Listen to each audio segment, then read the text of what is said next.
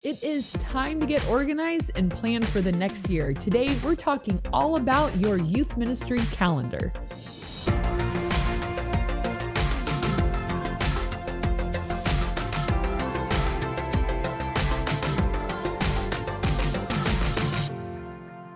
Welcome to the Ministry Coach Podcast. This podcast will give you actionable steps, not just information, but also implementation. Whoa. Yes, my name is Jeff Lascola. This is Kristen Lascola. And as we're getting towards the end of the year, I know a lot of youth pastors are now planning for the beginning of next year. Or you should be anyway. Surprise! That's something you need to do. So that's what we're talking about tonight, is all about planning out that calendar. Are you doing a 12-month overview? Oh, yeah. Okay, so 12 months. Yeah, so I would say you still have a little bit of time, but that is actually one of the tips I was going to give, is that you should have your calendar for 2022, or if you're listening to this in the future, like by Christmas break of the previous year. So, I mean, and I don't just mean done, like I know what we're going to do. I have the document done and saved so that when that time comes, you just review, make sure you still are on pace, and then print it or upload it, whatever. So we are talking all about a 12-month youth ministry calendar, and I'm going to tell you exactly what is on mine for each month. Do with it what you will, and who knows, it might spark some creativity for you. All right, so before we get into the 12 months, here are the staples that you will have every month. And they'll seem a little obvious, but I'll fine tune them for you so that you're not like, duh, right? So weekend services, that's a given. Mm-hmm. And here's why it's worth mentioning, is it because I don't know what your church does with weekend services and youth, but the more youth pastors I talk to, I realize not every church is offering youth services on the weekend. Mm-hmm. Wrong answer. Anytime you offer a weekend service, you need to offer everything for everybody every weekend. And the reason for that is we've talked a lot about growth and certain things that are hindrances to growth. And there was a whole episode on that. Mm-hmm. And here's another one. It's not worth mentioning in that episode, but it's worth mentioning here, is that if a new family shows up with their kids, with their students of all ages and ranges, and there is nothing designed for their kids and for their family in its totality, mm-hmm. I think it's a huge miss. So there's some small churches that they like to keep students in with the parents for all kinds of reasons, but it's usually a small church. Mm-hmm. So if you're looking to grow your youth ministry, if you're looking to grow your church, you need to have junior high, high school, children's, adults available at every service you offer. Don't scale back for the weekend. So weekend services, rain or shine, you are there. Also, your midweek program. So again, that'll just be a given in any month. We have Saturday and Sunday. Then we have Tuesday, and that will build the structure. That's the whole thing. Mm-hmm. And the reason it's worth mentioning midweek is because, again, some youth ministries decide to take the summer off. Wrong answer. Do not cancel your youth ministry unless it's totally necessary. And here's what I mean by that. Out of 52 weeks in a year, we cancel 3 weeks. Let me guess. You're talking about your midweek program. Yes. Christmas. 2 weeks for Christmas. I'm working backwards. Oh, so you take 2 weeks off for Christmas? So we take the last 2 weeks of December off to give our leaders a Christmas break. Thanksgiving. Nope, we meet at Thanksgiving. Oh, and then summer camp. Summer camp is the only other one, which you could argue we're working harder than ever, or actually not canceled. There's just not youth group held that week because our entire staff, all the resources are at our whitewater rafting trip. So 1 in July, 2 in December. And I always tell kids, Like sometimes I'll get a new parent like, are you guys meeting tonight? And that's the question they should never have to ask. I always say, if you're ever wondering if we're meeting, the answer is yes, unless it's Christmas or we're whitewater rafting. Right. Other than that, we will be there, because you don't want people to have to guess, are they on this week, or do they take this off, or what's going on? I even meet the week of Thanksgiving. Why? Because my youth group isn't on a Thursday. Nobody celebrates Thanksgiving Eve. So we're on a Tuesday, which is plenty of time for you to make your turkey. And there's a lot of people that don't travel. And so you're just home. And now historically our numbers dip that night. Oh, well, we still have something for you. And that's the mentality. We always want to have something for them, because we don't want them to get in this habit of like, if we're dodgy and hit or miss about it, then they're kind of hit or miss about it. I think consistency is key for growth. So if you're in a growth mindset, you gotta buckle up, Buttercup, and be consistent. Buttercup, my little Buttercup has the sweetest smile. Okay. Nailed it. Sorry about that. We are so good at syncing up. Not really. Okay. But we try. Well, we started singing. Anyways. Maybe we'll do our Willy Wonka duet for them someday. Maybe. If you request it enough, we will do it. We have you don't have to twist her arm too much to do it. We have a Willy Wonka. Okay, fine. Here it goes. If you want. Okay. But consistency is key. Offer everything at all times. Yeah. You know, don't be hit or miss. That's the mentality going into this calendar. Now, the next one that is a predictable occurrence, other than weekends, midweek, and then the first Friday of every month for me, is my SOS meeting, which stands for Students of Service. It is our student leadership team. We have a meeting the first Friday of every month, although we do take the summer off for student leadership because we want to give a break in between sessions so that people, when they start in the fall, they're starting on a fresh team. So and then we do service projects sprinkled throughout the year. I think a good rule of thumb for service projects for your student leadership team is 1 a quarter, every 2 to 3 months. You know, I used to try to do one once a month. Too much. Yeah. So every 3 months I feel like is good. So those are like, all right, that's the given. Now let's fill it in with the fun stuff, like what we are gonna, you know, the sprinkles, you know. So let's start with January. Okay. I thought you were going to sing it. What's the you song? Start the year off fine. You know Beach songs Boys. I've never heard that. Calendar Girl. Oh. I love my Oh. calendar. I don't know if that's the Beach Boys though. Oh. And I don't know if your version is accurate. If you're listening, can you clarify who sings that? Okay. January is our Glow Overnighter. We've talked about the Glow Overnighter before. I don't remember what episode it was. Glow in the dark games. Yeah. I don't know. But we tell you all how to do it. Maybe you can figure that out and link it. Mm-hmm. I don't want to overcommit you now. No, it's easy. Okay. Easy peasy. So if you want to know how we do the Glow Overnighter, Jeff will link that for you. So it's a glow in the dark sleepover at the church. And it's easy, fun, and a real crowd pleaser. And everyone looks forward to it. Start the year off with that. February is winter camp. That's our event. If there's a month with camp, sorry guys, that's all you're getting because camp is enough work. All right. March is Starving to Serve, which you may have heard it called the 30-hour famine. So we do not combine or partner with not Compassion International. Outside the Bowl? That's the one we do partner with. It's called Outside the Bowl. They're located where we are in San Diego. They build soup kitchens all around the world, third world countries, and our junior hires commit to fasting for 30 hours, raise money, and the money goes to fund those kitchens. We used to partner with, why can't I think of the name of the organization? Well, it was a different organization that fed the hungry, and we don't anymore. We go through Outside the Bowl. Look them up. They're an incredible organization if you're looking to do a 30-hour famine.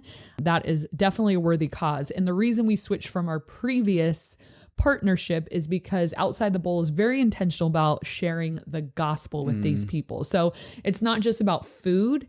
I mean, obviously that's a part of it. And my junior hires are literally responsible for building soup kitchens in Haiti and Tijuana. Like they've raised like over $100,000 at this event before. And I tell them, you guys are changing the world because you went 30 hours without food. It's amazing and empowering for them. They learn so much. But compassion, or keep saying that, outside the bowl. They also preach the gospel. So it's like we are feeding souls and bellies, and it's a win-win all around. April is we do technically 2 events in April, but they're both pretty easy in a way. The first one is small group night out. And that's when all the small group leaders are responsible for planning a night out for their small group. Pretty self-explanatory there. I'm sure you've done something like that. And then the other one we do, I've mentioned in previous episodes, is the Double Dog Dare-a-thon. And that's when kids, like on a Saturday night, go over to someone's house, a few junior hires at each house. And every 30 minutes, we post a new dare on Instagram. And the group completes it, and then they post it, and they tag us, and then they use our hashtag. And then the next day at church, they all come and we do awards per category. And so we show their thing up on the screen, like their completed challenge. We have them come up on stage. We give them a prize for their category. It's super duper fun. And that one's pretty easy. You can also go around and like visit the different houses that kids are at and add that to your Instagram story. It's a lot of fun. That's April. May is the Royal Rumble. And this is a new event. I used to call it the Biggest Loser. I mean, yeah, but we changed the name. It's the Royal Rumble. It's basically when we invite all the incoming 6th graders, current 5th graders, incoming 6th graders to check out our midweek program. And we make it a really fun boys versus girls competition. The winner gets an ice cream party served to them by the losers, which is their favorite part. And so, yeah, we make it fun. It's not super like intense competition because they are still 5th graders and it could be a little much for them. But yeah, we play games every week and get them super pumped to move up to student ministries. And we do that every Tuesday night in May and for our midweek program. Okay. All right. June is when our beach days begin. So in June, we launch beach days. Once they're out of school, we meet at our beach every Thursday from 11 to 2. And yes, every Thursday during the summer, 11 to 2. It's fun at first, let me tell you. But then by August, I'm like, I'm done. So yeah, we just do a chill day at the harbor. We go get ice cream. We play games, whatever, have a good time. So if you don't have a beach where you're at, consider a lake day, a park day. Everyone's got a park somewhere nearby. True. Or just invite them over to your house every Thursday. No. And they can play bocce ball in your backyard. Absolutely not. So July is our summer camp, and we go whitewater rafting for a week. It is a long week, and that is our event.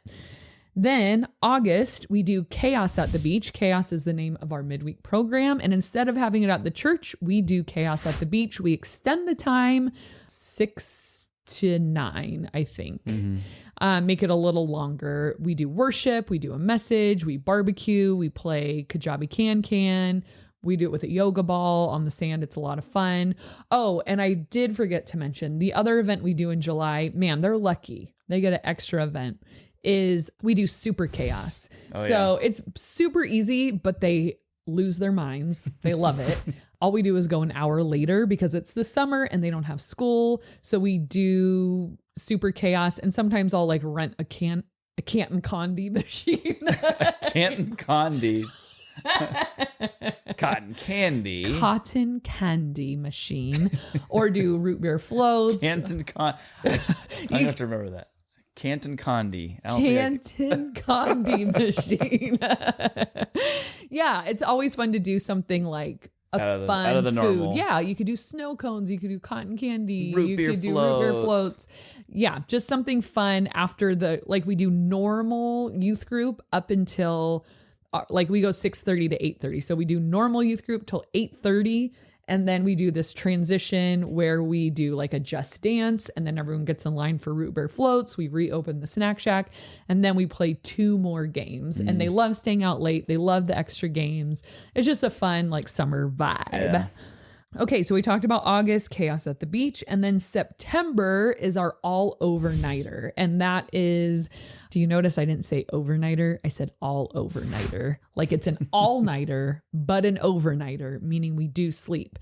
So we get on a bus and we go to 3 different locations. Then we come back to the church, eat cold pizza, and then we go 9 nights. Like around 2 a.m. It's still late.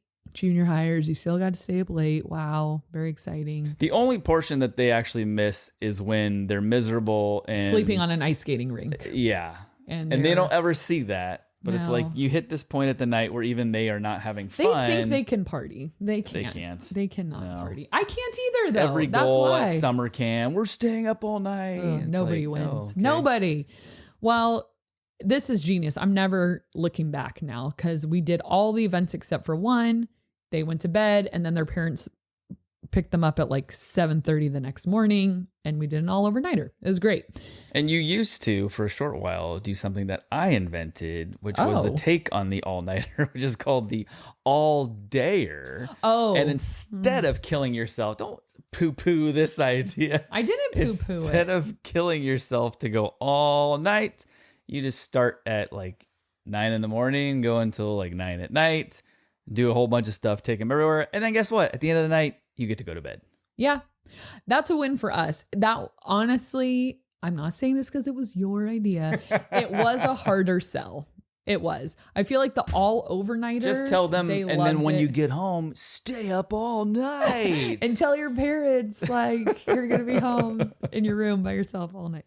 Okay, then October is the battle, and that's our big outreach event where we do a competition series every night for our youth group. The winning team wins a trip to Six Flags Magic Mountain.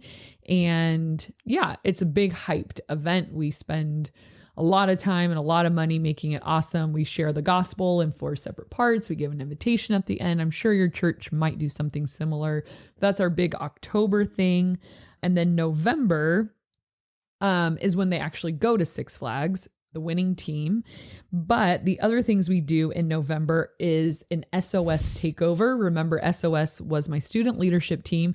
We let them take over for a night of chaos. It's actually tomorrow for us. So that should be fun. They get to do the message, write the talk sheet with our direction and all of that. They're not just like, we don't wind them up and let them go, but they pick all the videos. They get to run the game. We'll see how it goes. They will, I'm sure, do a great job. And then the other event we do in November, I do a little extra in November because I feel like these aren't like events that take a ton of extra work. So the next one we do, the students are so bummed, but I told them, get over it, is bring your parents to chaos night. And they're like, this is the only time that we get to get away from them. I said, this is one time, guys, 1 week. So I consider it like an open house type experience, just like they have open house for school. I think the parents should get to meet the small group leaders. I think that's the number one reason I do it, is because parents sit in their car. I'm not blaming them, but they don't get out at night. And so they don't necessarily get to meet their kid's small group leader. And like back in the day, you would have to call someone's house and be like, hi, I'm Kristen from North Coast Church. Yeah. Like, is Danny there? Oh, who's this? Oh, I'm her small group leader. But you don't talk to parents anymore. We don't call people anymore. So when are parents going to get the opportunity? At Bring Your Parents to Chaos Night. So I have a really fun game planned where it's going to be students versus parents. I'm going to make the parents do all of our icebreakers and fun stuff. And we've done it before. Parents are ready to party. Yeah. They have so much fun. The kids can get over it. Oh my gosh, like stop being such a baby. And I think the parents then kind of appreciate what we do, because a lot of them will come up to me after like, oh, I wish we had had this when I was in junior high. Oh my gosh. Because you know how kids are. You're like, how was youth group? Good. Yeah. What'd you guys do? I don't know. And most kids probably don't want them to come in and watch. Not that you're opposed to having a parent come in and watch, but the kids are probably against it. Yeah, so it's like, just drop me off and go. So they don't ever get to see really firsthand what happens except for a night like this. Yeah, like like even last week, I had this dad come in and he was walking his daughter in, but it was so unusual because parents are never in there. So I was like, hi, like, can I help you? Are you looking for someone? He goes, oh, I was just walking her in. Is that not a thing? I'm like, oh, I guess it's not really. I just wanted to make sure you didn't need anything. Yeah. He goes, okay, don't worry. I won't be here next week. I'm like, no, you're welcome anytime, please. But it was kind of true. It's like there's one parent, like, because they just don't come in. But I'd love for them to see what we do because we're proud of what we do and we have an awesome staff and I want them to meet them. And then December, obviously, is Christmas Chaos. It's our Christmas party and we've done different things for that. I've talked in the past about our murder mystery Christmas party. That was a whole lot of fun. We've done Christmas like Instagram Oscars, or it always changes. Is it a Vine? Is it a reel? Is it a TikTok? I don't know. Film something, put it on the screen, and we'll give you an Oscar if it's good. Different categories like funniest, most creative, whatever. So yeah, just some kind of Christmas party. And then you're off. Well, we're off for 2 weeks. We take the last 2 weeks of December off. So here's a couple tips for how to do a calendar. You are welcome to steal any of my stuff or drop a comment and let me know something awesome you do for one of the months. And maybe I'll put it on my calendar for 2022. I'm always up for ideas. So make sure you have hard copies available at all times, because if a parent comes into your room on a Sunday morning, a Saturday night, or at youth group, you want to be able to hand them something. Also, make sure your contact information is printed on the calendar. I give them my email address, my cell phone number, and my office number. Also, side note, I don't know why people are so afraid to put their cell phone number on stuff. Because they don't want to get that phone call at a time that they don't want to answer it. Well, which for me agree, is most of the day. I don't want to answer any phone calls. I wouldn't say it's like, oh no, I'm flooded with phone calls. Parents use it when they need it. They don't really want to call and just talk to you. Obviously, you get 1 in a million who's kind of weird and calls you about all kinds of stuff. But maybe we're just really lucky. I have amazing parents. Like when they text me, it's always for a good reason, for a good question. When they call, it's for a question about an event and they need to get a hold of me and I'm not in the office. I think it is vital that they have a way to get a hold of you. Also, make sure that it's available on your website. So anything that's on the hard copy also is available online. We've talked about that before, the difference between pushing and pulling information. We want to do both. Yeah. If it's only on the website, you're expecting them to come to you. But if it's a hard copy that you hand to them, you're pushing information to them. So when the calendar is fresh, like we just turned over a season, I do mine in 3 month things like per season. So I do January, February, January through March. No, December, January, February, March, April, May, June, July, August, September, October, November. Those are my calendars that come out throughout the year. And when they do come out, for the first couple weeks that they're out, during pickup, I go out with a stack of calendars and I give them... Get your calendar here. Get your calendar here. Pretty much. And they love it. And then they get a hard copy in their hand. There you go. If you don't have a ton of kids, I would also recommend folding that sucker up, putting it in an envelope, getting a mailing label, just make it a party, get some snacks. It's tedious, but I did that up until probably 2 years ago. We're too big now. I think it just is too expensive. It's not because I'm not willing to do the work, but that's a lot of postage. But if you have a youth group of under 50, then for sure, hard copy in the mail coming to them. You can never over inform people. Right. Like do anything you can. You need to know what we're doing. You need to know what's going on. Like any way you can. Website, all that. Yeah. And the website, if you're on your church website, if you are not listed, shame on your church. Like when they have like staff and you look and it's like, here's the head pastor. Oh, I hate that. And that's it. It's like, so the head pastor runs everything, does everything in the church, cleans up afterwards and does the youth programs and does the children's.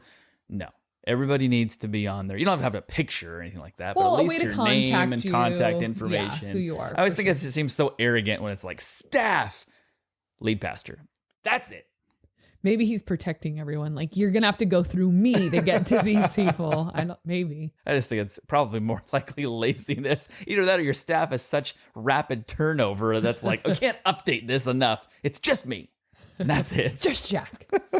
Yeah. And then the last one I was going to say is have it done before Christmas break so that you can take a couple of weeks off at the end of the year, know your calendar's done, and you're ready to go. So that is the calendar episode. Yeah, it's good that you talk about the consistency of it and how it relates to growth, because like you were saying, anything that kind of like is a change, like if you are like, we're going this week and then we're off and then sometimes we meet and sometimes we don't, it just kills it. It's like does. As far as a town size go in where we live, it's considered a fairly small-ish Southern California town. And so a lot of the businesses in our town, it's like shop local. But our we're biggest closed on Monday, beef, and then we're only open till 3 p.m. on and they Wednesday. don't stick to them. So it's like you have a random day that you're not even there, and then all of a sudden it'll be like, okay, your hours say you're closing at 6, but it's 4 o'clock and nobody's here. So what do? You go to the next town over where they have a Walmart. Whoa. Yeah, I tried to get our vacuum fixed for weeks, and I would show up to the vacuum shop. They were never there, even though I was there during posted hours. And then I had to go on like our Friends of Fallbrook thing. And I'm like, does anyone know like when this place is open? They're like, whenever they feel like it. Exactly. And that's like, most of the okay, I guess I'm going to Oceanside. And I get it. Like, they're mom and pop shops, but it's like if you want to be taken if you want to be taken seriously and you want have that consistency so people come to you and then you can support local youth ministry wise, be consistent so that your youth group knows when they're having their meetings and it's not this questionable, are they going to be there, are they not, so preach. That's a soapbox speech right there. All right. Question of the day. This is a one-word I don't even know what this answer is. for this question that I want to hear your response. Yours, Kristen, and also yours, viewer and listener. Beans, the what fruit? Oh my gosh. This is so easy. Magical. Musical. Magical. I've always heard musical. Beans, the musical fruit. Beans, the magical fruit. I think it's magical. I think it's musical. You guys need to vote because I heard you musical. say it one time as magical. And I'm like, it could be magical, but I've never heard it said that way. I've always heard musical. Okay, finish this. Beans. They're good for your what? The more you eat, the more you what?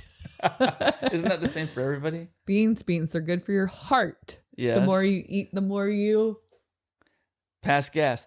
So you can't say fart on our podcast. Fart. That's not in question though. I think that lyric is. I just wanted to say it. Oh, okay. You just want to be able to say fart. I wanted you to say fart, but you didn't take the bait, so I had to. Fart. There you go.